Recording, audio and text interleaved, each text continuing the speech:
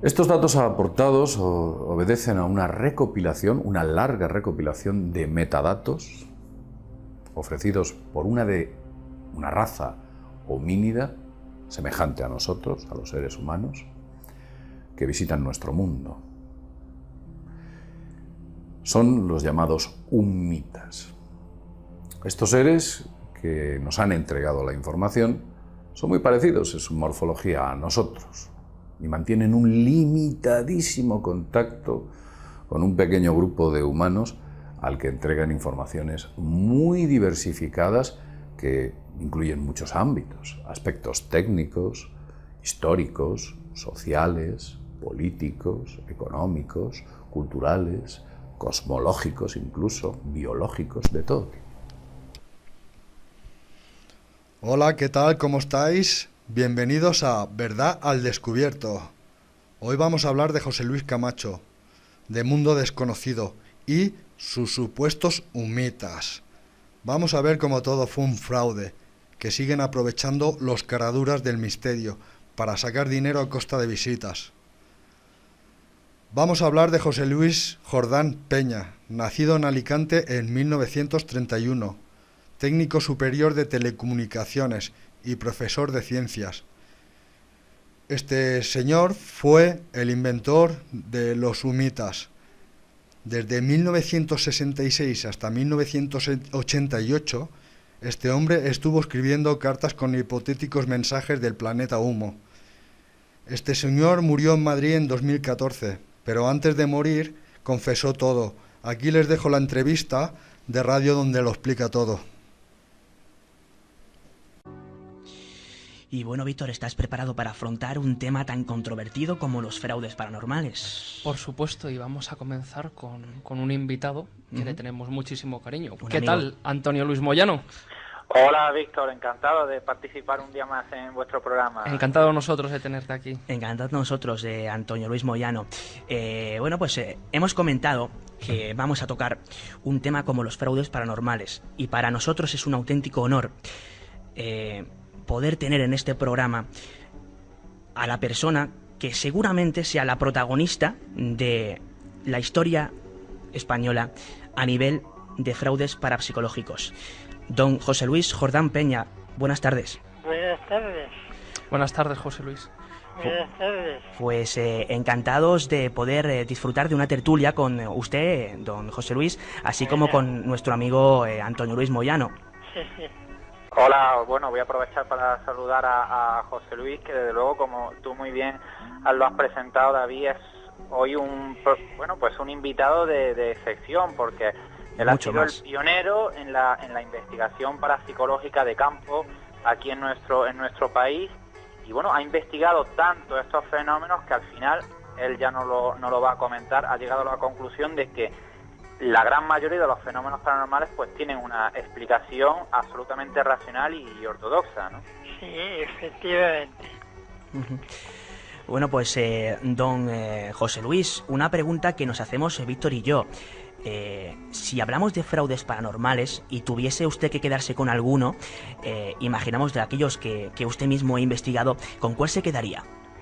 Bueno, pues me quedaría con uno, pero que conste que no es un fraude.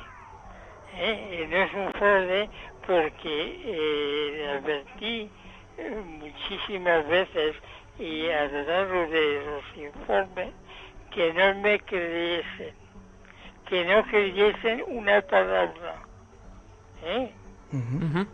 Claro, por eso digo que no es un fraude. La novela de Julio Verne. Claro. Antonio Luis, ¿qué te parece esto? No he entendido bien. Me refería a Humo. A Humo. Ajá. Ahora le he escuchado estupendamente. Es que ha habido una pequeña interferencia en mi móvil.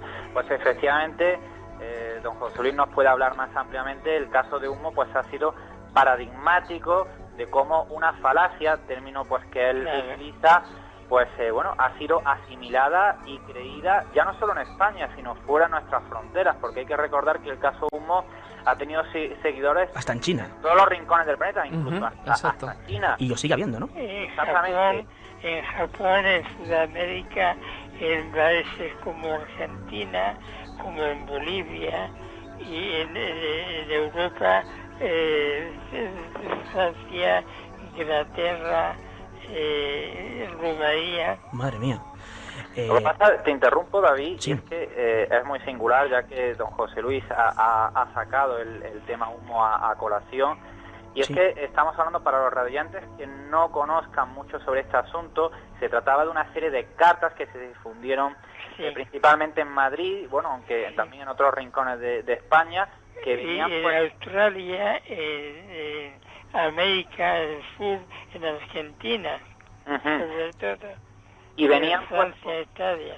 Ujú. Y venían pues con un membrete Un rubricado sello por de extraterrestres. humo. El Ujú. caso es que en la sociedad de aquella época, estamos hablando años 60, años 70, incluso de la década de los 80, 66. exactamente. Año Ujú. Sí, 66, número curioso. 1966. Pues Empezó la movida de humo, sí. Ujú. Pues las personas que recibían aquellas cartas consideraron que efectivamente procedían de extraterrestres porque el contenido reflejaba un conocimiento Era avanzadísimo científico, en todas las ramas del era puro científico y tenía un olfato, un olor de científico y fue la gran noticia del momento, sí. ¿Y qué nos podréis destacar de ese caso en concreto? Bueno, pues mire, es que en realidad Humo estaba destinado a un público semiselecto, abogados, ingenieros, físicos, médicos y biólogos. Ujú. Cierto, don José Luis, lo cierto es que, claro, a nosotros nos ha sorprendido que usted sacase de entrada el tema de humo. No nos lo esperábamos, nos ha cogido un poco por sorpresa, pero nosotros encantados porque es un tema, de hecho, que teníamos previsto tratar de alguna forma en la segunda parte del programa.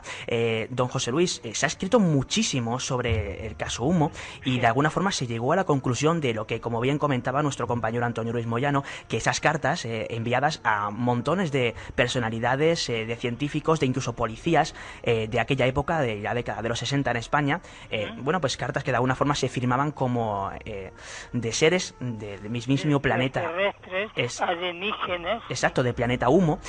Lo cierto es que se escribió mucho sobre aquello. Recordamos incluso que luego, como insisto, en la segunda parte del programa llegaremos a escuchar algunos documentos relacionados. Recuerdo incluso como llegaban a llamar por teléfono los propios extraterrestres, tanto a programas de radio, ¿no? Y también en alguna que otra pequeña entrevista a esos seres por teléfono. Se ha escrito muchísimo, don José Luis, y al final se llegó a la conclusión, o eso se dice, nosotros es que tanto Víctor como yo no sabemos nada y nos interesa muchísimo tratar este tema, se dice que al final pues todo fue de alguna forma una especie de experimento sociológico o fraude. Efectivamente, Uh-huh. un experimento social para testar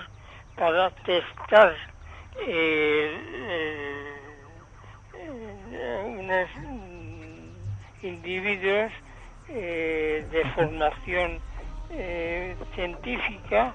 Sí. Y que hubo bastantes víctimas entre comillas, ¿eh? Sí, claro, víctimas de una especie de engaño, por decirlo de alguna forma. Porque lo querían.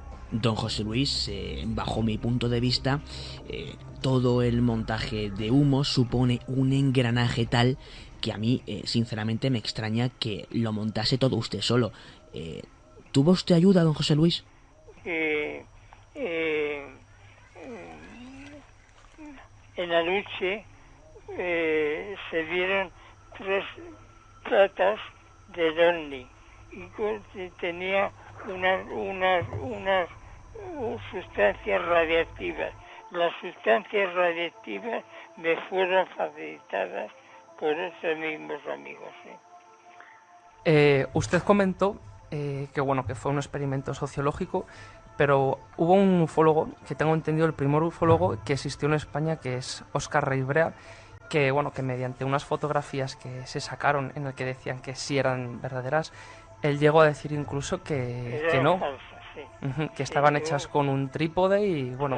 Claro que Óscar Brera fue uno de los pocos ufólogos que se dio cuenta.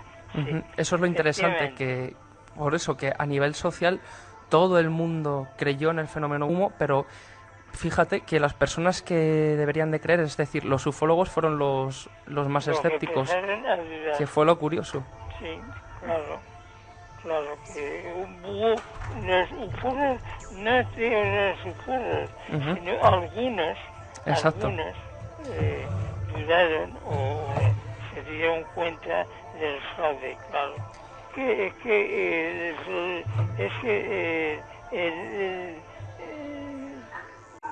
el fenómeno UFO, el fenómeno OVNI, objetos volantes no identificados, es todo fraudulento.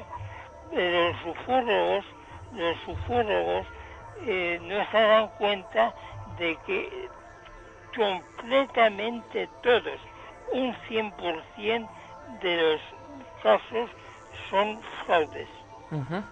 Pero eso, ¿cómo podría demostrarlo usted, un hombre con tanto rodaje como usted, don José Luis? Un momento, no lo demuestro yo, lo demuestra la ciencia. La ciencia huye de ese tema y que por ejemplo, un científico como Sagan pues se ríe. No hay científicos serios que creen en la ufología. Bueno. No existen científicos serios, ninguno que sea uno. Y vamos a ver, los estudios del doctor Condon, un militar científico norteamericano, ha echado por tierra el mito de los UFOs, de los objetos volantes no identificados. Diciendo que podrían ser fenómenos atmosféricos o pueden ser rayos bola o por explosiones de misiles o globos sonda. Exacto. Lo curioso de estas cosas es que es cierto, realmente la ciencia no quiere investigarlo a lo que se denomina paranormal. Perdone, la ciencia la investiga. No, sí, a mí me parece perfecto lo que le digo, que todo lo que es paranormal tiene perfectamente una explicación. Lo que pasa es que aún no se ha investigado lo suficiente como para que se sepa. Eso es a lo que me quería referir. Y en cuanto se ha investigado exhaustivamente. Tenemos unos 4 millones de testimonios de ovnis. Ninguno ha podido pasar, a pesar de la cantidad ingente. Tenemos 4 millones de testimonios, ninguno solo ha pasado las barreras de la ciencia. Por supuesto, bueno, es una opinión realmente interesante. Lo cierto es que los ovnis, es decir, objetos voladores no identificados, están ahí. Que sean de procedencia exterior ya sería un caso que a día de hoy no se ha demostrado, y eso es una evidencia, ¿no? Los objetos volantes no identificados existen. Claro que existe. Claro, por supuesto. Un avión de una distancia de 10 kilómetros es un objeto no identificado. Por supuesto, hasta que se demuestra lo contrario, de eso se trata. Antonio Luis Moyano, que te tenemos ahí un poco perdido, ¿estás escuchando? ¿Qué comentas? Estoy escuchando con mucha atención, porque yo a José Luis Jordán Peña, pues le hablo de tú porque él así me lo permite, y lo considero pues un auténtico maestro, y siempre que le hago alguna visita en Madrid pues aprendo mucho.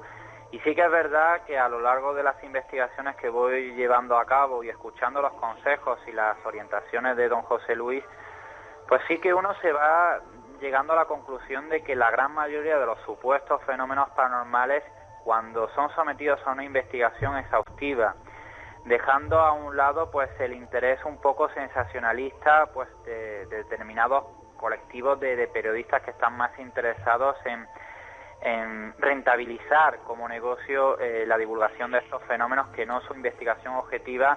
Sí que uno llega a la conclusión de que cierto, pero es verdad eso que pasa en todos los campos, Antonio Luis. Sí, Claro. exactamente, es todos los ámbitos, pero ahora mismo estamos hablando de lo que nos ocupa, que es los fenómenos pues supuestamente Sí, paranormales. por supuesto. Yo Un momento. Yo soy un escéptico total. Y defiendo a las personas que los creen. Defiendo a las personas que los creen, que creen en los ovnis y que creen en los fenómenos paranormales. Una cosa es que yo no lo crea y otra cosa es saber que la gente necesita creer. Sí, de alguna forma es lo que quizá intentó demostrar también con el todo este montaje del fenómeno humo, don José Claro. Luis. Claro, Ajá. claro, pero por eso digo que cuidado con encontraremos personas como Benítez, Juanjo Benítez, mi amigo excelente mío, que cree en los ovnis y que cree en humo. Claro, está en su derecho. Bueno, pero en el caso de Juanjo, según él, ya no es cuestión de creencia, sino que directamente los ha visto. Bueno, eso es lo que se comenta. Sí, Lo que sí ocurre, y os interrumpo, de Sí. que el escepticismo de don José Luis es un escepticismo sano, en el sentido de No, que... si no, nos con una parece mente abierta. genial. De hecho, Exactamente. pasaremos a comentar ahora, tenemos aquí un libro de don José Luis Jordán Peña, excelente, que va precisamente sobre poltergeist y casas encantadas, o sea, más paranormal que eso. Wow. Y absolutamente Claro. recomendable de cómo Por supuesto. don José Luis fue el único dentro de la historia de la parapsicología que utilizó una metodología científica y bueno, ha llegado a unas conclusiones. Yo sigo creyendo en que hay fenómenos paranormales que no tienen explicación, ahí pues tengo una diferencia con don José Luis, pero creo que es necesario escuchar sus opiniones porque es... Por supuesto, de eso trata esta tertulia. Claro. Mire, yo le felicito por su creencia y por su fe. Le felicito de verdad, de corazón.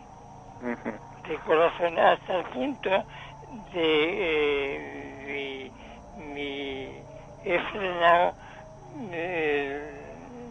mi escepticismo y mis libros precisamente porque apoyo a todos los que lo creen. Don José Luis, una pregunta. ¿Usted cree que puede llegar un momento en que usted deja a un lado el escepticismo y haya algún fenómeno que realmente le demuestre que efectivamente hay fenómenos que escapan a una explicación racional y científica Bueno, ortodoxa? mire, yo lo que puedo decir es que hasta ahora no he encontrado una apoyatura científica a ningún fenómeno. Pero esa pregunta es muy interesante. Si hubiera una apoyatura de un fenómeno, claro que creería, claro que sí. O sea que don José Luis habría que animar a los jóvenes investigadores, como por ejemplo pues David y Víctor, que me consta que también están investigando algunos estupendo. fenómenos, que sigan insistiendo que a lo mejor pueden encontrar un fenómeno que Claro. resista al protocolo Claro. científico y tenga una explicación absolutamente Por paranormal. supuesto, Por supuesto. yo creo que todos los cuatro coincidimos en una cosa muy clara, y es que los cuatro somos escépticos pero con la mente abierta, es decir, no nos cerramos en banda a ninguna posibilidad que De verdad, es una postura elegante y firme y yo le apoyo, Por supuesto, y además es muy bonito Claro. porque cada uno tenemos una visión del tema, Claro, pero claro. ambos, los cuatro, coincidimos en lo mismo, que de alguna forma es lo que es. Los años mejores de mi vida he sido vicepresidente de la Sociedad Española de Parapsicología. Está estudiando exhaustivamente estos fenómenos, aunque yo reconozco que no he encontrado nada, pero claro, quizá otro señor pueda encontrarlo. En ese caso estaremos ante un paradigma Por supuesto. Y bueno, don José Luis, para cerrar ya el tema humo, porque queremos comentarle otro tema, yo quiero hacer una pregunta y que ya entrocaría un poco dentro de lo que es quizás los sentimientos. Es decir, ¿cree don José Luis Jordán Peña que todo el fenómeno humo se le fue de las manos y que de alguna forma pues se pudo hacer mucho daño a un determinado tipo de gente que lo creyó a pies juntillas? Sí, efectivamente. Las razones de las declaraciones mías diciendo que era falso, era una falacia, lo de humo, fue precisamente descubrir que la secta el Weiss hizo mucho daño a unos niños marcándoles a fuego con el anagrama de humo. Y claro que hay. Desgraciadamente no hay una creencia que pueda decirse que es inocua. No hay ninguna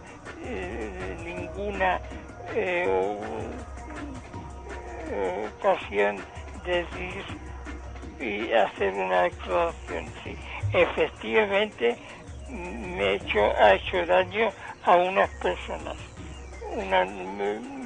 Yo diría que pocas, pero sí que ha hecho daño. ¿Se arrepiente don José Luis Jordán Peña de haber montado todo el fraude de humo? Me arrepiento, primero no me arrepiento de haber fundado, me arrepiento de haber destapado la verdad. Vamos a ver, usted tiene unos niños, y los niños les pone un regalo de los Reyes Magos, o si vive en Norteamérica, pues los regalos los ponen el Papá Noel, ¿verdad? Qué formidable es ver el encanto de los niños creyéndose en el Papá Noel y en los Reyes Magos.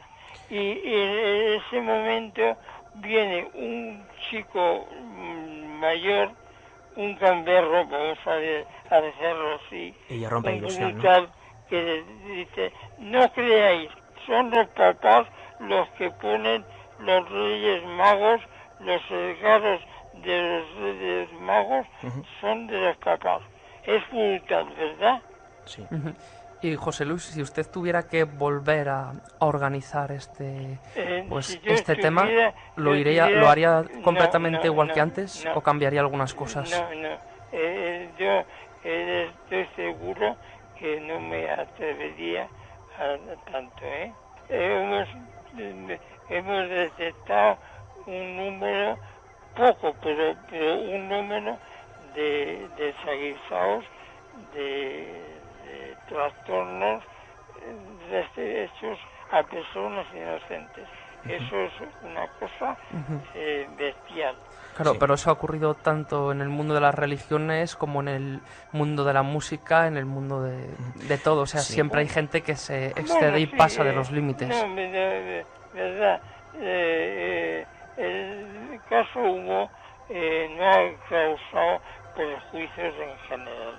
Hombre, al contrario, se han beneficiado de los conocimientos que hemos vertido en los informes. Pero hay un número muy pequeño de perjudicados. Sí, también se jugó mucho con las ilusiones de muchas personas que creyeron a pies juntillas un fenómeno tan extraño y controvertido como el de humo. Y bueno, para cerrar este tema, don José Luis, a mí me gustaría saber una cosa, porque yo siempre he tenido esta duda y siempre he querido preguntárselo. ¿Tuvo la ayuda de algún organismo oficial a la hora de montar todo esto? Vamos a ver. Me pregunta usted una cosa muy delicada. Yo le puedo decir que no fue ningún organismo oficial español. El CSED, por ejemplo, el Servicio de Información del antiguo CSIC. No hubo ninguna ayuda de un organismo oficial español. Pero la pregunta se extiende a otros países. Claro. Y yo me reservo callarme. Por supuesto. Nos parece muy bien, don José Luis. Bueno, de alguna forma yo creo que ha dado a entender, ¿no? Que hay una posibilidad, ¿no? Hay una posibilidad a pensar de alguna forma que aquello fue mucho más grande de lo que se pensó. Señor don José Luis, y para ir acabando nos gustaría preguntarle sobre un fenómeno que está muy de moda y que usted investigó en primer plano. ¿Qué se le pasa por la cabeza si yo le nombro Belmez de la Moraleda? Formidable. Fue una cosa formidable de María Gómez Cámara.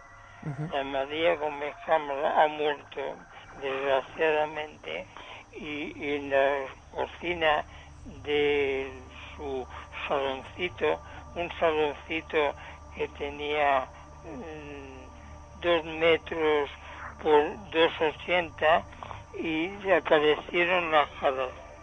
Sí. Y lo que descubrimos es que el origen no fue paranormal. Es cierto. Pero se ha extendido tanto en la creencia de los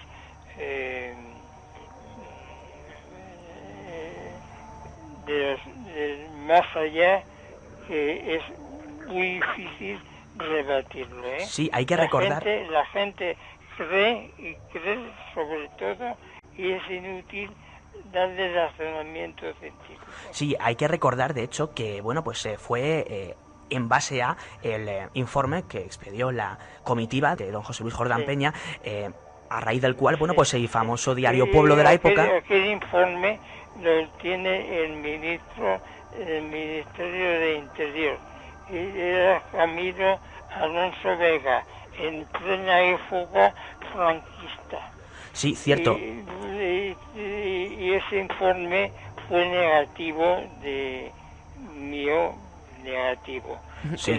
Pero puedo insistir que no es culpa de nadie. ¿Y qué titular nos ibas a decir, David, que salió en base a esa publicación? Sí, hay que recordar, bueno, pues como iba diciendo, que en base a lo que difamaron esta comitiva de Jordán Peña, el diario Pueblo, habría con aquel... se acabó el misterio, ¿no? Por tanto, bueno, pues creemos que la importancia de Jordán Peña es realmente histórica a raíz de Belmez.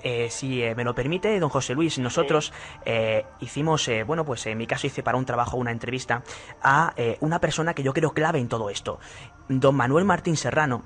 Este sociólogo que fue el escritor, la primera persona que escribió un libro sobre Belmez, lo tenemos aquí, Sociología del Milagro, las caras de Belmez, lo escribió en 1972, y yo, bueno, pues le preguntaba en referencia al tema de Belmez. ¿Escuchamos lo que nos dijo? Sí. El pueblo se dividió entre quienes creyeron que efectivamente las caras eran fenómenos sobrenaturales y quienes creyeron que era un fraude. Había 2 partidos, por llamarlo de alguna manera. Eso no tenía nada que ver con la discusión, digamos, teórica, científica del origen de las caras. Tiene que ver con un conflicto en el interior del pueblo. Un conflicto muy grave de naturaleza económica y política. Quienes defendían que aquello era un fraude tenían unos intereses. Quienes creían que eso podía venir de arriba tenían otras esperanzas. Lo horroroso fue que la introducción de esa variable orquestada, manipulada por el periódico Pueblo y por sus adláteres, se metió en ese conflicto político, destrozó ilusiones, destruyó organizaciones políticas, destruyó esfuerzos comunitarios. Eso es lo horroroso. Precisamente el diario Pueblo publica a toda página de repente, un día de febrero, que se acabó el misterio. Ellos lo sabían muy bien. Sí, se acabó cuando quisieron que se acabara. No sé ellos decidieron cuándo empezaba y cuándo terminaba, entre otras cosas porque el fraude lo habían creado ellos. Ellos habían hecho el fraude, ellos habían alimentado el fraude, ellos consecuentemente lo acabaron cuando les dio la gana. En cualquier caso, te puedo decir que al segundo día de estar allí, nosotros ya sabíamos cómo se habían hecho las caras, y no estábamos buscando. No, exactamente igual. Sabíamos cómo se habían montado las caras, cuál había la técnica porque las habíamos construido, sabíamos quién las habían construido, y teníamos toda la información de cómo se había montado el fraude. Bueno, pues es una entrevista que tuve con el señor Manuel Martín Serrano de aproximadamente media hora y bueno, no emitimos más por dos razones. Primero, por cuestiones de tiempo y segundo, pues simplemente porque no estoy autorizado a emitir esto por radio. Bueno, nos parecía interesante este tema referente a Belmez y hemos de alguna forma emitido un minuto escaso de lo que fue una larga entrevista con Martín Serrano en el que contó muchas más cosas. Bueno, pues José Luis, usted ha escuchado a Manuel Martín Serrano, ¿qué le parece lo que ha comentado? Estoy de acuerdo con Martín Serrano. Perfecto. Bueno, y para acabar, don José Luis, si tuviera que hacer una reflexión sobre el tema de Belmez, no sé si usted está muy al tanto, pero hace unos años, más concretamente... Las caras que han aparecido... Exacto. Exacto. Las caras nuevas, como las llaman. ¿Usted cree que son auténticas o que hay alguna posibilidad de que lo sean? Mire, yo no puedo opinar sobre las nuevas caras porque no se estudia. Claro, pues... Yo lo que estudié fueron las dos primeras caras. Y de ahí sacó las conclusiones de que estaban hechas con sales de plata. No. Eso no es verdad. Las sales de plata, que fue un invento de Grau y Viñas, fueron una mezcla de nitrato de plata y de cloruro de plata, y que luego, extendido sobre el cemento, se develaba. Había hidróxido de sódico, y con eso es una historia falsa, porque no hubo cloruro de amonio de plata ni nitrato de plata en las plantas. En los laboratorios que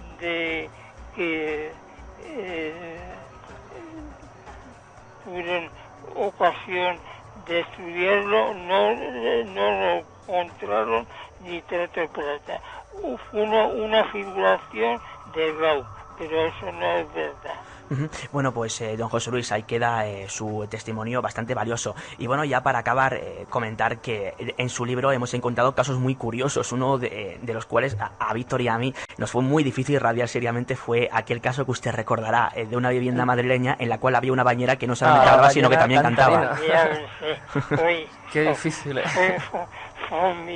Sí, es que hemos recibido peticiones de la gente que nos escucha. Por favor, si alguna vez tenéis ya ocasión de hablar con este hombre, con José Luis Jordán Peña, preguntarle sobre la famosa bañera que cantaba. Sí, formidable.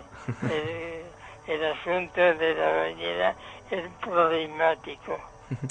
Bueno, pues cerramos de alguna forma así con un toque de humor como nos caracteriza este primer bloque de La Sombra del Espejo. Don José Luis Jordán Peña, muchísimas gracias por haber estado con nosotros. Y Antonio Luis Moyano,